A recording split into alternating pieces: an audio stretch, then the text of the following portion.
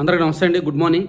ఈనాడు, ఆంధ్రజ్యోతి, సాక్షి 3 ప్రధాన పత్రికల్లో వచ్చిన వార్తలు, వాటిలో ముఖ్యాంశాలు ఈరోజు ఇలా చెప్పుకుందాం. నేను వేరే మొబైల్లో పేపర్స్ ఓపెన్ చేశాను, ఎందుకంటే నేను జర్నీలో ఉన్నాను. అంటే నిన్న వైజాగ్ వచ్చాను ఐపీఎల్ మ్యాచ్కి. అది అయిపోయిన తర్వాత కూడా నైట్ ఇక్కడే స్టే చేశాను. జస్ట్ ఇప్పుడు బయలుదేరుతున్నాను అనమాట. వీడియో అయిపోయిన తర్వాత మధ్యాహ్నం 11-12 కల్లా స్టూడియోకి వెళ్ళిపోతాను.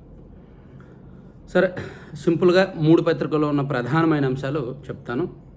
ముందుగా నిన్న ఉగాది రోజు P4 ప్రారంభించింది ప్రభుత్వం. అధికారికంగా P4 public private people partnership పేదరిక నిర్మూలన కోసం ఉద్దేశించి ఈ P4లో భాగంగా తొలి రోజు 600 కుటుంబాలు వచ్చాయి. దాదాపుగా 10,000 పేద కుటుంబాలను సాయం చేయడానికి 600 మంది ముందుకొచ్చారంట. సో 600 మంది మార్గదర్శులు, ఈ 10,000 కుటుంబాలు బంగారు కుటుంబాలుగా నామకరణం చేసి నిన్న P4 ప్రారంభించారు. ఆంధ్రప్రదేశ్ను పేదరికం లేని రాష్ట్రంగా తీర్చిదిద్దాలన్న సంకల్పానికి శ్రీకారం చుట్టామని, P4 భావితరాల భవిష్యత్తు కోసం రూపొందించిన కార్యక్రమం అని ముఖ్యమంత్రి చంద్రబాబు వెల్లడించారు. మనం రోజు చెప్పుకుంటున్నట్టే చాలా క్లిష్టమైన ప్రోగ్రాం ఇది, అంత ఈజీగా కాదు. సో కానీ ప్రభుత్వం ప్రెస్టీజియస్గా తీసుకుంది. ఇక ఉప ముఖ్యమంత్రి పవన్ కళ్యాణ్ గారు కూడా నిన్న కీలకమైన కామెంట్స్ చేశారు. మేము ఒంటరిగా వెళ్తే గెలిచే సత్తా లేక పొత్తు పెట్టుకున్నాము. చంద్రబాబు గారు లాంటి నాయకుడి దగ్గర పనిచేయడం మంచిది. ఆయన ముందు చూపుకి, ఆయన దార్శనికతకు, ఆయన పరిపాలన నిదర్శనం అని చెప్పి చంద్రబాబు గారికి సంబంధించి ఆయన పరిపాలన ఉద్దేశించి మాట్లాడుతూ, పేదల అభ్యున్నతికి బాసట గత సర్కారు పారిశ్రామికవేత్తలను వాటాలు అడిగేది, కూటమి ప్రభుత్వం పేదలకు వాటా పంచమంటోంది. P4కు శ్రీకారం చుట్టిన సీఎంకు హ్యాట్స్ ఆఫ్, ఉప ముఖ్యమంత్రి పవన్ కళ్యాణ్. పవన్ కళ్యాణ్ గారు చేసిన కామెంట్స్ కూడా ఇప్పటికీ వైరల్ అవుతున్నాయి. నిన్న ఆయన మాట్లాడిన మాటలు వైసీపీ వాళ్ళు వాళ్ళకి కావాల్సినట్టు వాళ్ళు వక్రీకరించుకుంటున్నారు. మాకు గెలిచే సత్తా లేదు, అందుకే మేము పొత్తు పెట్టుకున్నామని పవన్ కళ్యాణ్ గారు అన్నట్టు వైసీపీ సోషల్ మీడియాలో అది వాళ్ళు వక్రీకరించుకుంటున్నారు. యాక్చువల్లీ పవన్ కళ్యాణ్ గారు ఏమన్నారంటే, ఓట్లు చీలిక ఉండకూడదు, రాష్ట్రం బాగుండాలి, కాబట్టి చంద్రబాబు గారు లాంటి నాయకుడు సీఎం అవ్వాలి, మాకు పూర్తిగా సత్తా లేదు కాబట్టి, గెలిచే సత్తా లేదు కాబట్టి మేము పొత్తు పెట్టుకొని ఇద్దరం సహకరించుకున్నాము, తెలుగుదేశం పార్టీని నిలబెట్టాము, మేము నిలబడ్డాము అనేటట్టు ఆయన మాట్లాడారు. ఇక సో ఓవరాల్గా ఈ P4కి సంబంధించి ఈనాడులోను, ఆంధ్రజ్యోతిలో కూడా అదే హైలైట్ చేశారు. పేదవాడిని పైకి తెద్దాం, సంపద కొందరికే పరిమితం కారాదు చంద్రబాబు, సమాజం వల్లే బాగా సంపాదించారు, దానికి ఎంతో కొంత తిరిగి ఇవ్వాలి. మీతో పుట్టినవారు పేదవాళ్ళుగానే ఉన్నారు, తిండి దొరకడం లేదు, సొంత ఇల్లు లేవు, వారిని పైకి తెచ్చే బాధ్యత తీసుకోవాలి. భవిష్యత్తులో పేదవాళ్ళు ఉండకూడదు, ఇదే నా జీవితాశయం. తెలుగు జాతిని తెలివైన జాతిగా మార్చే బాధ్యత మార్గదర్శులదే సీఎం అని చాలా స్పష్టంగా ఆయన చెప్పారనమాట. ఇక పవన్ కళ్యాణ్ గారు మాట్లాడిన మాటలు కూడా, ఇక్కడ చంద్రబాబు గారు లాంటి విజనరీ నేత కావాలి, అందుకే ఆయనకు మద్దతు ఇస్తున్నాము. P4 ప్రారంభోత్సవంలో పవన్ కళ్యాణ్ గారు అని ఇచ్చారు. ఈవెన్ మరో ప్రపంచం ఒక పత్రిక ఉంది కదా, అందులో బీసీల ఆలోచన ఆపోటగానే ఏదో ఇచ్చారులే, అది మళ్ళీ చదువుదాం. ఈ P4కి సంబంధించి అంశం పక్కన పెడితే, మయన్మార్లో మళ్ళీ భూకంపం వచ్చిందండి. నిన్న మాండలే సమీపంలో కంపించిన భూమి, నిద్రకు దూరంగా ఆరుబయటే ప్రజలు, వీధుల్లో కుళ్ళుతున్న మృతదేహాలు. మయన్మార్లో వరుసగా 3వ రోజు కూడా భూకంపం వచ్చింది. ప్రజలు వణికిపోతున్నారు, ఇళ్లలోకి వెళ్ళడానికి భయపడుతున్నారు, శిథిలాల కింద ఉన్న మృతదేహాలను తీయడానికి కూడా వాళ్ళు భయపడుతున్నారు. మళ్ళీ ఏ క్షణం మళ్ళీ భూకంపం విరుచుకుపడుతుందో ఏమవుద్దో అని. దాదాపుగా 1644 మంది చనిపోయారనే అధికారిక అంచనా ఉండగా, ఇంకా శిథిలాల కింద ఇంకా ఎంతమంది ఉన్నారో అనేది అంతు చిక్కడం లేదనమాట. అదొకటి ఈనాడులో రాసుకొచ్చారు. తర్వాత గాడిన పడిన పోలవరం ప్రాజెక్ట్ అంట. కూటమి ప్రభుత్వం ఏర్పడిన 9 నెలల్లోనే 6% పనులు, జగన్ హయాం 5 ఏళ్లలో చేసింది 11.5%. వరదల్లోనూ పనులు చేసేలా ఏర్పాట్లు, సీపేజీ నియంత్రణకు బట్రస్ డ్యామ్ నిర్మాణం, డీ వాల్ నిర్మాణ పనులు అంటే డయాఫ్రమ్ వాల్ నిర్మాణ పనుల కొనసాగింపునకు ప్లాట్ఫామ్. సో జగన్ హయాంలో 2019 నుంచి 2024 వరకు మొత్తం మీద 11.5% మాత్రమే పోలవరం ప్రాజెక్టు పనులు జరిగాయి. కానీ కూటమి ప్రభుత్వం అధికారంలోకి వచ్చిన ఈ 9 నెలల్లో 6% పనులు జరిగాయి అని ఈనాడులో రాశారు. పోలవరం ప్రాజెక్టు నిర్మాణం గాడిలో పడింది. అనేక సాంకేతిక సవాళ్లకు పరిష్కారం వెతికి ముందడుగు వేశారు. కూటమి ప్రభుత్వం ఏర్పడిన తర్వాత 9 నెలల కాలంలో ప్రాజెక్టు మొత్తం మీద 6.11% పనులు చేశారు అని రాశారనమాట. అలాగే ప్రధాన డ్యాంలో 3.8% భూసేకరణ పునరావాసానికి సంబంధించి 2.5% మేర పురోగతి సాధించారు అని రాసుకొచ్చారు ఈనాళ్ళు. తర్వాత 371 కోట్లతో రిలయన్స్ బయో ఎనర్జీ ప్లాంట్ 2న తొలి యూనిట్ ప్రారంభం. సో రాష్ట్ర వ్యాప్తంగా రిలయన్స్ వాళ్ళు బయోగ్యాస్ ప్లాంట్లు 500 ప్లాంట్లు పెడతాము, 65,000 కోట్ల పెట్టుబడులు పెడతామన్నారు కదా, 3-4 నెలల కిందట ఒప్పందం జరిగింది కదా. దానిలో భాగంగా తొలి ప్లాంట్కి కాకినాడలో ఏర్పాటు చేయబోతున్నారు. కాకినాడ జిల్లాలో పెద్దాపురం పారిశ్రామిక ప్రాంతంలో Reliance bio energy limited 3 compressed gas కాంప్లెక్స్లను నిర్మిస్తోంది. వీటిలో తొలి యూనిట్ ఏప్రిల్ 2న ప్రారంభం కానుంది. మిగిలిన 2 ఈ ఏడాది మే ఆగస్టు నాటికి అందుబాటులోకి రానున్నాయి. 60 ఎకరాల విస్తీర్ణంలో 371 కోట్లతో నిర్మించే ఈ 3 యూనిట్ల ద్వారా రోజు 67.5 టన్నుల గ్యాస్ ఉత్పత్తి చేయనున్నట్టు రిలయన్స్ ప్రతినిధులు తెలిపారు. సో ఇది రాష్ట్ర వ్యాప్తంగా 65,000 కోట్ల పెట్టుబడులతో 500 ఏర్పాటు చేస్తారు. తొలి దశ అనమాట ఇది. ఇక మల్లన్న రథోత్సవం శ్రీశైలం జనసంద్రం. ప్రతి సంవత్సరం ఉగాదికి శ్రీశైలం మల్లన్న రథోత్సవం జరుగుద్ది. భారీ ఎత్తున భక్తులు పాల్గొంటారనే సంగతి తెలుసు కదా. నిన్న అది గ్రాండ్గా జరిగింది, అదొకటి రాశారు. తర్వాత ఎరువుల వాడకంలో తగ్గేదేలే. 2023-24లో ఎకరాకు 255 కిలోలు, దేశ సగటు కంటే 82% అధికం. గుంటూరు, పల్నాడు జిల్లాల్లో వినియోగం మరింత ఎక్కువ. దేశం మొత్తం మీద ఎరువులు ఎక్కువగా వాడుతున్న రైతులు మన రాష్ట్రంలోనే ఉన్నారు. దేశం మొత్తం మీద యావరేజ్ కంటే మన రాష్ట్రంలో 82% ఎక్కువ అంట. అంటే ఉదాహరణకు దేశం మొత్తం మీద జస్ట్ ఒక 40 టన్నులు వాడితే ఎకరానికి మన దగ్గర 284 కిలోలు, టన్నులు కాదు కిలోలు. దేశం మొత్తం మీద ఒక ఎకరానికి ఒక 40-50 కిలోలు మాత్రమే వాడితే మన దగ్గర మాత్రం 250 కిలోలకు పైగా వాడుతున్నారు అని ఒక లెక్క ఇచ్చారు.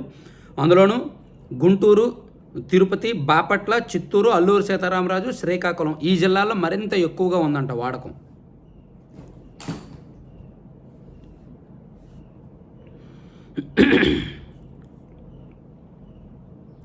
తర్వాత గత 5 ఏళ్ళలో అందరికీ అవమానాలే, భవిష్యత్ అంతా రాజపూజ్యమే. వాట్సాప్ గవర్నెన్స్తో ప్రజల చేతుల్లోకి పాలన. నాడు ఐటీ హైటెక్ సిటీ, నేడు ఏఐ క్వాంటమ్ వ్యాలీ. ఉగాది వేడుకల్లో సీఎం చంద్రబాబు 202 మందికి కళారత్న ఉగాది పురస్కారాలు ప్రదానం. సో లాస్ట్ 5 ఇయర్స్ రాష్ట్రంలో అందరికీ అవమానమే.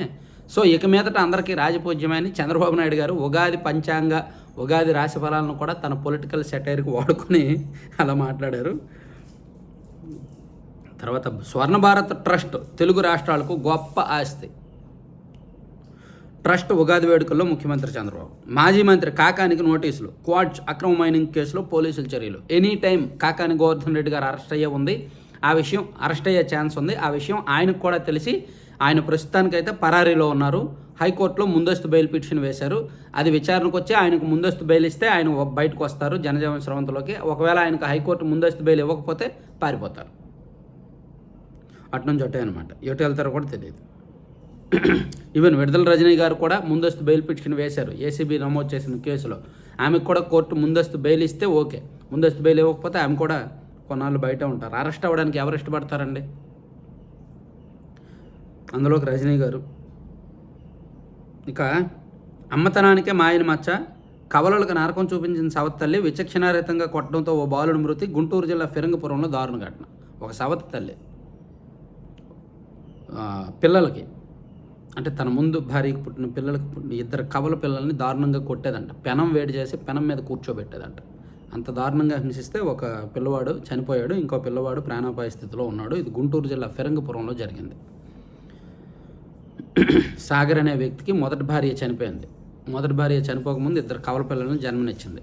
ఆ తర్వాత ఆయన 2వ పెళ్లి చేసుకున్నాడు. ఆ 2వ పెళ్లి ద్వారా వచ్చిన భార్య లక్ష్మి అనే ఆమె మొదటి భార్య పిల్లల్ని అలా హింసిస్తుందని ఈనాడులో అమ్మతనానికే మాయని మచ్చ. అమ్మతనం ఏముంది సవత్తల్లో అయితే.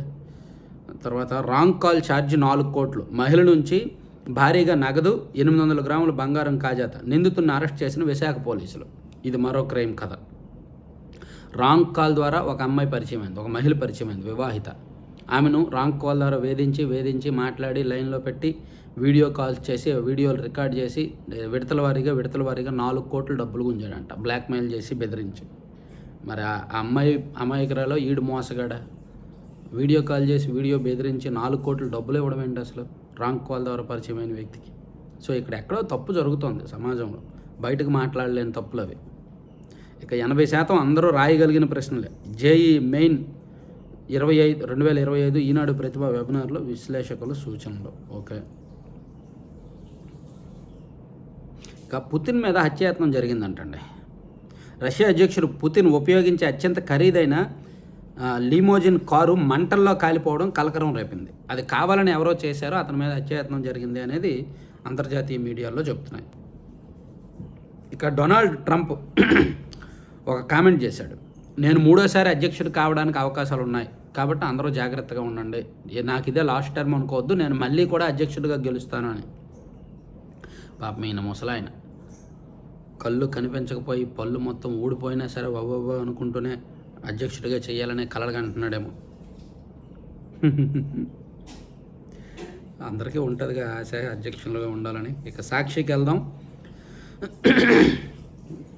సాక్షిలో చూసుకుంటే నిన్న సీఎం చంద్రబాబు నాయుడు గారు చేసిన కామెంట్స్ని వక్రీకరించి మడత పెట్టి ఇస్త్రీ చేసి దాన్ని నలిపి నలగొట్టి ఎంత చెత్త వక్రీకరణ చేశారంటే బీసీల ఆలోచన ఆ పూటకే. బడుగు బలహీనులు చెప్పినా కూడా ఆలోచించరు, వాళ్ళ ఆలోచన విధానమే తప్పు. పేదలపై మరోసారి సీఎం చంద్రబాబు అనుచిత వ్యాఖ్యలు. పేదల కోసమే P4 అంటూ నిండు సభలో అవమానించిన పోయిన. గతంలోనూ ఎస్సీలు బీసీలను ఉద్దేశించి దారుణంగా మాట్లాడిన బాబు. ఎస్సీగా పుట్టాలని ఎవరైనా కోరుకుంటారా అంటూ హేళన. ఇది ఎలాంటి ఉంటుందంటే రాతలు నారాసుర రక్త చరిత్ర లాంటి రాతలవి. బాబాయిని చంద్రబాబు గారే చంపించారు, గొడ్డలి చేతిలో చంద్రబాబు గారి చేతిలో గొడ్డలి నారా లోకేష్ గారి చేతిలో ఏదో వేశారు కదా నారాసుర రక్త చరిత్ర అని, అటువంటి రాతలే ఇవి కూడా. దళితులుగా పుట్టాలని ఎవరైనా కోరుకుంటారని చంద్రబాబు గారు అన్నారా? ఆయన మాట అనలా. దానికి సంబంధించి అనలైజ్ చేసేలా మాట్లాడారు. ఒక అంశం మీద మాట్లాడుతున్నప్పుడు దాన్ని కట్ చేసి తీసుకొని దానికి కావాల్సినట్టు ఉపయోగించుకుంటున్నారు సాక్షి వాళ్ళు. ఈ సాక్షి మీడియా వచ్చినప్పటి నుంచి వక్రీకరణలు పెరిగిపోయాయి. P4 advanced April fool. Telugu సంవత్సరాది ఉగాది నాడే దగాకు చంద్రబాబు శ్రీకారం. పరిపాలనలోనే కాదు సంక్షేమ పథకాల్లోనూ డైవర్షన్ పాలిటిక్స్. సూపర్ 6 నుంచి దృష్టి మళ్లించేందుకు చంద్రబాబు P4 పథకం. వాలంటీర్ల వేతనం 10,000కు పెంచుతామని నిన్నే రాశారు కదరా మళ్ళీ ఈరోజు. పిచ్చి రాతలు రాయడానికి ఏం లేకపోతే పేపర్ కొన్నాళ్ళు ఆపేయచ్చుగా, ఎందుకు పిచ్చి రాతలు. ఈ P4 అయితే కాన్సెప్ట్ బాగుంది కదా, మీ అందరికీ అర్థమైంది కదా P4 కాన్సెప్ట్. యాక్చువల్లీ ఇది ఒక యూనిట్గా అంటే మనం కూడా మన ఛానల్ తరపున చేయొచ్చు. ఇప్పుడు మన ఛానల్లో ఎవరికైనా చేయాలని ఉంటుంది. P4లో భాగంగా మనం పూర్తిగా చేయలేం, కానీ ఇప్పుడు మన ఛానల్లో ఇండివిజువల్స్ ఒక్కొక్కరు అయితే చేయలేం, కానీ మనందరం కలిస్తే చేయొచ్చు. మనందరం కలిస్తే కొంత ఫండ్ రైట్ చేసి ఏదైనా విలేజ్ని అడాప్ట్ తీసుకొని, లేదంటే ఏదైనా కొన్ని కుటుంబాలను ఒక 100 కుటుంబాలను 50 కుటుంబాలను దత్తత తీసుకొని ఆ కుటుంబాలను బాగు చేయొచ్చు. P4లో మనము భాగం కావచ్చు. ఎవరికైనా ఇంట్రెస్ట్ ఉంటే చేద్దామని ఇంట్రెస్ట్ ఉంటే చెప్పండి. నేను కూడా నా ఛానల్కి వచ్చే రెవెన్యూలో కొంత పర్సంటేజ్ ఒక 5% దానికోసం ప్రతి నెల ఇస్తాను. సో మీరు కూడా ఎవరైనా దీనికి ముందు వచ్చారనుకోండి, మనం ఒక అకౌంటబుల్గా ఒక కంప్లీట్గా జవాబుదారీగా ఉండేలాగా ఒక సిస్టమేటిక్ ప్లాన్ చేసి ఏదైనా ఒక గ్రామంలో కొన్ని కుటుంబాలను అడాప్ట్ చేసి ఈ P4లో భాగస్వామ్యం అవుదాం. ఎందుకంటే ఈ కాన్సెప్ట్ బాగుంది, చాలామందికి అర్థం కాదేమో, కానీ ఇది మంచి కాన్సెప్ట్. అది అమలు అవ్వడమే కష్టం. సో మీకు ఇంట్రెస్ట్ ఉంటే ఎవరికైనా సరే, ఎన్ఆర్ఐలు చదువుకున్న వాళ్ళు, డాక్టర్, మన ఛానల్ చాలామంది చూస్తుంటారు, ఎవరికైనా ఇంట్రెస్ట్ ఉంటే P4లో భాగం అవుదామండి అంటే చెప్పండి. నా నెంబర్ ఉంది కదా, మెసేజ్ చేయండి. దాని గురించి ఒకసారి ప్లాన్ చేద్దాం. అవసరమైతే మీట్ అయ్యి ప్లాన్ చేద్దాం. కొంచెం గట్టిగా చేయొచ్చు అది. ఎందుకంటే మీ అందరూ ఇండివిజువల్గా చేయాలంటే ఎవరూ చేయలేరు, నేను కూడా ఇండివిజువల్గా చేయాలంటే చేయలేను. కానీ ఒక 100 మంది మీకు కలిస్తే అద్భుతాలు చేయొచ్చు. ప్రతి సంవత్సరం ఆ గ్రామానికి సంబంధించి ఏమైనా చేయొచ్చు. సో అది నా ఆలోచన. అది ఎవరికైనా ఇంట్రెస్ట్ ఉంటే చెప్పండి. తర్వాత ఆధ్యాత్మిక క్షేత్రం అపవిత్రమని సాక్షిలో ఇంకో వార్త రాశారు. నిత్యం తిరుమలలో ప్రత్యక్షమవుతున్న మద్యం, చెలరేగిపోతున్న మందుబాబులు, గంజాయికి నిలయంగా పుణ్యక్షేత్రం, మత్తులో భక్తులపై దాడులు, వరుస ఘటనలతో బెంబేలెత్తున్న భక్తులు, నిద్రపోతున్న 3 అంచెల నిఘా వ్యవస్థ. సో తిరుమలలో అంటే మద్యం బాటిల్ దొరికాయి అని చెప్పి కొన్ని ఉదాహరణలతో సహా రాశారండి సాక్షిలో. మరి ఇది ఎంతవరకు వాస్తవం నాకైతే తెలీదు, చెక్ చేసుకోవాలి. సాక్షిలో వచ్చిందంటే కొంచెం అనుమానించాలి. వేరే పత్రికలో వస్తే 80% వాస్తవం ఉండొచ్చు, సాక్షిలో వచ్చింది కాబట్టి 20% వాస్తవం ఉంటుంది. కానీ వాళ్ళు ఫోటోతో సహా వేశారు. 18/1/2025 తమిళనాడుకు చెందిన 30 మంది భక్తులు శ్రీవారి దర్శనానికి వచ్చారు. తమ వెంట గుడ్డు బిర్యానీ తెచ్చుకొని బహిరంగంగా తింటూ ఉండగా భక్తులు పోలీసులకు సమాచారం ఇచ్చారంట. ఇక 15/3/2025 తిరుమల శ్రీవారి ఆలయానికి సమీపంలో శ్రీ భూవరాహస్వామి ఆలయం వద్ద ఓ యువకుడు మద్యం మత్తులో హల్చల్ చేశాడు. ఓ మహిళా భక్తురాలపై దురుసుగా అసభ్యంగా ప్రవర్తించాడంట. ఇదంతా కొంచెం ఇబ్బందికరంగానే ఉంది. ఇక మన దగ్గరే బంగారు కొండ, భారతీయుల వద్ద 25,000 టన్నుల గోల్డ్, టాప్ 10 కేంద్ర బ్యాంకుల్లో మించిన నిల్వలు, HSBC గ్లోబల్ తాజా నివేదికలో వెల్లడి. ఇండియన్స్ దగ్గర 25,000 టన్నులు గోల్డ్ ఉందంట. 25,000 టన్నులు అంటే మామూలు విషయం, అంత బంగారం ఉందంట మన దగ్గర. తర్వాత సాంస్కృతిక వటవృక్షం, RSSపై ప్రధాని నరేంద్ర మోదీ ప్రశంసలు. నాగ్పూర్ ప్రధాన కార్యాలయ సందర్శన, ప్రధాని మోదీ హోదాలో 11 ఏళ్లలో ఇదే తొలిసారి. తర్వాత 2023-24లో శభాష్ పోలీస్, వైఎస్ జగన్ హయాంలో ఏపీ పోలీస్ శాఖకు దేశంలోనే అత్యున్నత ర్యాంకు. సోషల్ మీడియా కేసులు ఎక్కువ పెట్టారనా, పనికిమాలిన కేసులు ఎక్కువ పెట్టారు, వైసీపీకి సేవ చేశారనా. 57% 2023-24లో నిందితులను అరెస్ట్ చేయడంలో పోలీసులు ఖచ్చితంగా పాటించే నిబంధనలు. 51% ఆందోళనలు, ధర్నాల కేసుల విషయంలో పోలీసులు సంయమనంతో వ్యవహరించారని చెప్పినవారు. 49% చిన్న చిన్న ఘటనలకు సంబంధించి కౌన్సిలింగ్ ద్వారా పరిష్కరించిన కేసులు అని రాసుకొచ్చారనమాట. ఏదో ఇంకా మండే ఎండ జాగ్రత్తలే అండ. ఈ ఏడాది ముందుగానే అధిక ఉష్ణోగ్రతలు నమోదు. మార్చి నెలలో పలు ప్రాంతాల్లో 42 డిగ్రీలకు పైగా ఈ ఎండలు అయితే బాగా ఎక్కువగా ఉన్నాయి. బయట తిరిగే వాళ్ళు జాగ్రత్త అని నేను చెప్తున్నాను, వీళ్ళు రాశారు. తర్వాత ఆంధ్రజ్యోతికి వెళ్తే, ఆంధ్రజ్యోతిలో భూదందాలో 6 జగన్ మంత్రులు అనే ఒక ఆసక్తికరమైన వార్త వేశారండి. 6 జగన్మోహన్ రెడ్డి గారి హయాంలో పనిచేసిన మంత్రివర్గంలో 6 భూదందాల్లో ఉన్నారంట. సో వాళ్ళందరి మీద కూడా కేసులు నమోదు చేసే అవకాశం ఉంది అని ఒక పెద్ద వార్త రాశారు.